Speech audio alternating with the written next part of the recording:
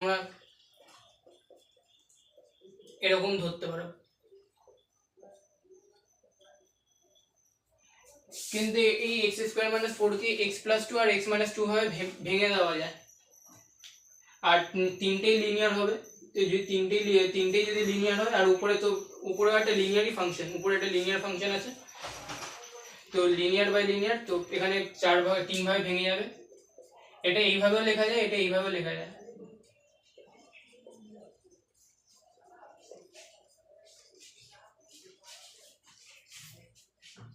ওকে,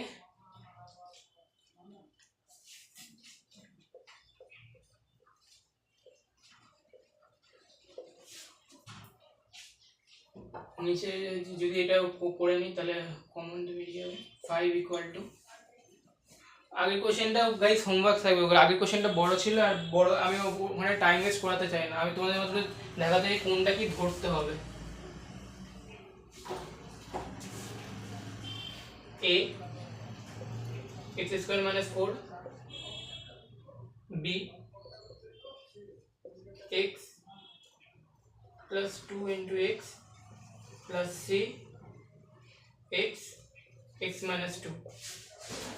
next choice, এখানে X square, এখানে যদি এক্স স্কোয়ারের কোফিশিয়েন্ট দেখি তাহলে সবকটাই জিরো আছে, তাহলে এক্স স্কোয়ারের কোফিশিয়েন্ট জিরো পুট করি, a plus B X square coefficient B, আর এখানে X square coefficient C, a plus B plus C equal to 0, আর এখানে এক্স জিরো মানে ওয়ানের সঙ্গে এখানে 5 আছে, x to the power 0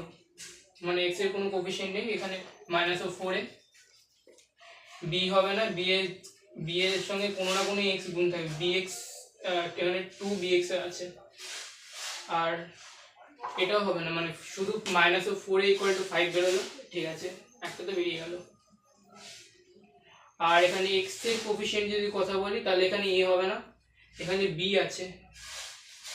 x এরও কোনো কোফিশিয়েন্ট নেই, LHS এ লেফট হ্যান্ড সাইডে দেখো এক্স এরও কোনো কোফিশিয়েন্ট নেই, মানে পুরো 0, 0 into x to the power 1,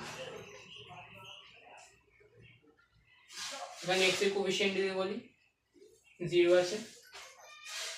2b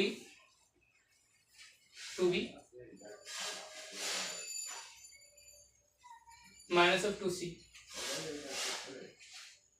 তো b equal to c বেরোলো।